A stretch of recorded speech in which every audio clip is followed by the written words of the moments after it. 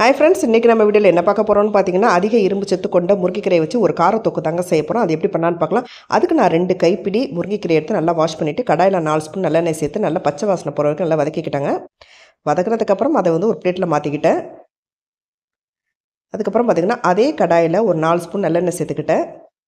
இதில் 1 ஸ்பூன் உளுத்தம்பருப்பு, 1 ஸ்பூன் கடலைப்பருப்பு, 5 காஞ்ச மிளகாய், 5 சின்ன வெங்காயம், ஒரு நெல்லிக்காய் சைஸ் அளவு புளி சேர்த்துருக்கேன். அப்புறம் கொஞ்சோண்டு பெரிய வெங்காயம் சேர்த்துருக்கேன். ஒரு நாட்டு தக்காளி பழத்தையும் சேர்த்துருக்கேன். இது நல்லா பச்சை வாசனை போகிற வரைக்கும் நல்லா வதக்கிக்கலாம்.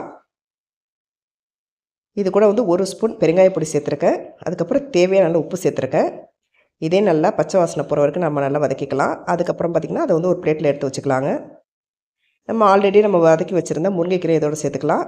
நல்லா ஆறுனதுக்கப்புறம் மிக்ஸி ஜாரில் சேர்த்து நம்ம அரைச்சி எடுத்து வச்சுக்கலாங்க. அப்புறம் அதே கடாயில் வந்து பார்த்திங்கன்னா ஒரு 4 ஸ்பூன் நல்லெண்ணெய் சேர்த்துருக்கேன். இதில் வந்து 1 ஸ்பூன் கடுகு, 1 ஸ்பூன் உளுத்தம்பருப்பு, 1 ஸ்பூன் சீரகம், கருவேப்பிலை, இது நல்லா தாளிச்சதுக்கப்புறம் நம்ம அரைச்சி வச்சிருந்த முருங்கைக்கீரை தொக்கு இதோடு சேர்த்துக்கலாம். இதே நல்லா எண்ணெயோட நல்லா மிக்ஸ் பண்ணதுக்கப்புறம் 1 டம்ளர் தண்ணி சேர்த்துருக்கேன். இது கூட நல்லா தண்ணி சுண்டுற வரைக்கும் நம்ம அடுப்பில் வச்சு நல்லா வதக்கிக்கலாம்.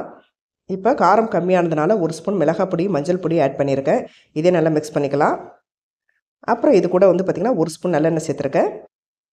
இதே நல்லா மிக்ஸ் பண்ணதுக்கப்புறம் பார்த்திங்கன்னா உப்பு கொஞ்சம் கம்மியாக இருந்தாலும் உப்பு சேர்த்துருக்கேன். இப்போ தொக்கு ரெடி. ஓகே ஃப்ரெண்ட்ஸ், கண்டிப்பாக அந்த வீடியோ உங்களுக்கு பிடிச்சிருக்குன்னு நினைக்கிறேன். கண்டிப்பாக நீங்கள் வீட்டில் ட்ரை பண்ணி பாருங்கள். தேங்க்யூ.